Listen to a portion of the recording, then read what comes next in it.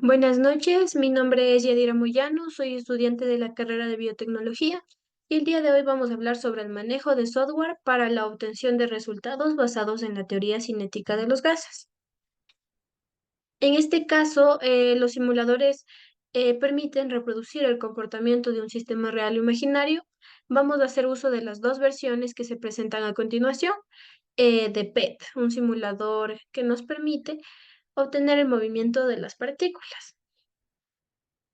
En la primera parte nos vamos a dirigir a la sección de energía y posteriormente a inyectar temperatura. En este caso escogemos una temperatura de 520 Kelvin y una cantidad de partículas de 300.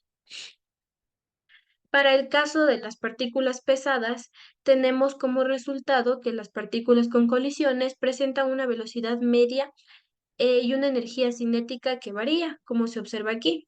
En este caso, en la captura solamente podemos reflejar una velocidad, sin embargo, al hacer uso del sistema, podemos observar que la velocidad que se presenta aquí es variante.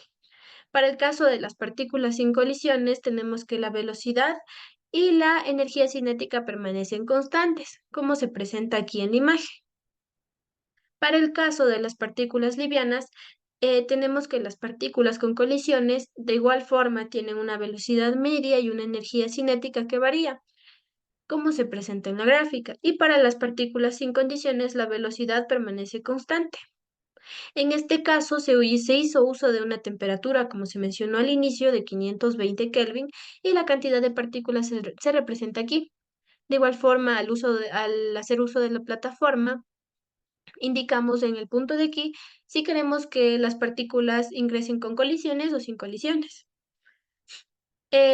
Como un dato aparte, hicimos el experimento de añadirle calor al exterior a dichas partículas. En este caso, las partículas pesadas y livianas sin colisiones llegaron a tener una velocidad y ya no constante. En este caso, la velocidad ya no fue constante como en los casos anteriores. Y también se presentó un incremento en la presión para los dos casos. Partiendo de la velocidad que se nos indicó en los sistemas, calculamos la masa molar, gramos por mol de las partículas pesadas y de las ligeras. Para eso hicimos uso de la ecuación de la velocidad media, la cual, una vez despejada, obtuvimos lo que es la masa molar. La masa molar para las partículas pesadas con colisiones, en este caso fue variante debido a que la velocidad también fue variante. Sin embargo, nosotros nos enfocamos solamente en una velocidad, por lo que realizamos los cálculos que se demuestran aquí. Para las partículas sin condiciones, la masa molar es constante debido a que su velocidad también es constante. De igual forma, la masa molar en las partículas livianas, las que tienen colisiones, tienen una masa molar que varía debido a su velocidad, ya que la misma también varía. Y para las partículas sin colisiones, la masa molar de igual forma permanece constante. Lo único que hicimos fue reemplazar los datos en donde R es la constante de los gases, T fue la temperatura, V es la velocidad elevada al cuadrado, la cual se nos proporcionó en el sistema informático que nosotros realizamos y eso fue para todos los casos. En este caso, para la masa molar, cuando le añadimos un calor al exterior, podemos observar aquí la variación de la temperatura, debido a que la variación al ser añadido el calor cambió la temperatura. Entonces, de esta forma también podemos decir que las partículas en este caso, sin colisiones tienen una masa molar que está en constante variación debido a que su velocidad de igual forma está en constante variación, ya que se le añadió calor del exterior. Aquí podemos indicar el valor de las velocidades, en donde para el caso de las partículas pesadas con colisiones y las partículas livianas con colisiones, tenemos el símbolo de variación para la velocidad y para la masa. Además, también tenemos esto para las partículas pesadas sin colisiones con calor externo y para las partículas livianas sin colisiones con calor externo. Los dos únicos casos en los que la masa y la velocidad fueron constantes fueron las partículas que no tienen colisiones, ya sean estas pesadas o livianas. Eliminar la posibilidad de que ocurran colisiones entre las partículas tiene un impacto significativo en el comportamiento y las propiedades de las mismas. En este caso, podemos decir si hay pocas o nulas colisiones de gas, puede estar una baja concentración y así hay una mayor probabilidad de que se comporte como ideal. Al eliminar la posibilidad de que ocurran las colisiones, se modifican la temperatura, la presión y el movimiento de las partículas, se vuelve un poco más ordenado.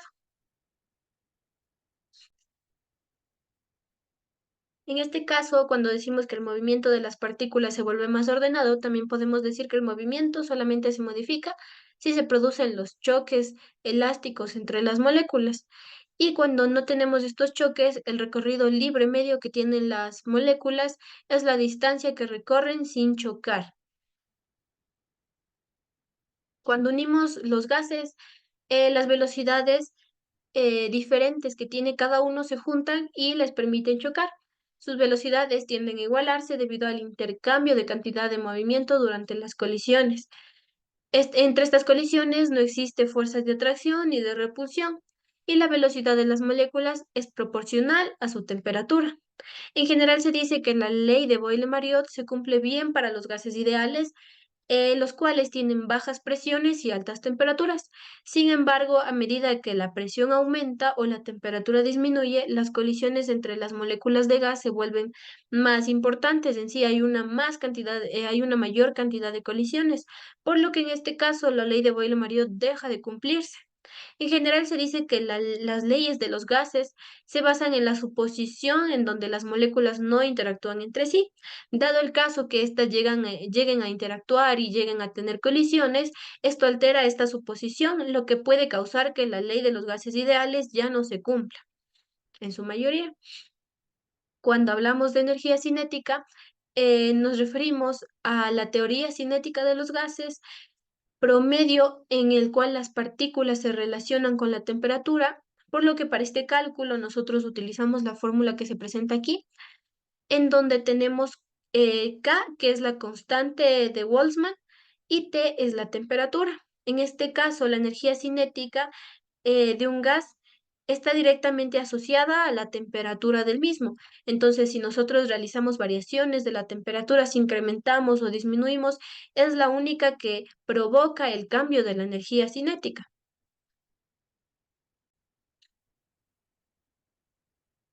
Para la parte 2, en primera instancia nos dirigimos a PET y seguidamente nos dirigimos a Rate Experiments, en donde en este caso para la elaboración del sistema imponemos condiciones relacionadas a dichas reacciones que nosotros estudiamos en trabajos anteriores sobre mecanismos de reacción, en donde suponemos una temperatura alta, una energía alta y una reacción exotérmica. En este caso, podemos indicar la elaboración de la práctica en la imagen de aquí, en donde tenemos la reacción y en este caso utilizamos una cantidad de partículas, de moléculas de 1 en todos los casos y podemos observar en la gráfica lo que es la representación de la gráfica exotérmica con una energía alta. El equilibrio al variar la cantidad de moléculas iniciales nos dice que cuando un gas alcanza el equilibrio variando la cantidad de las moléculas iniciales, existen o aparecen varios cambios. Entre ellos tenemos que el proceso reversible alcanza el equilibrio.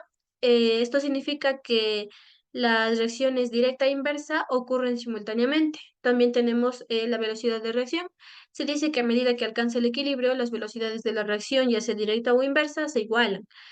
Y para la constante de equilibrio, esta nos dice si cuál es la reacción que favorece o predomina la formación ya sea de los productos o de los reactivos.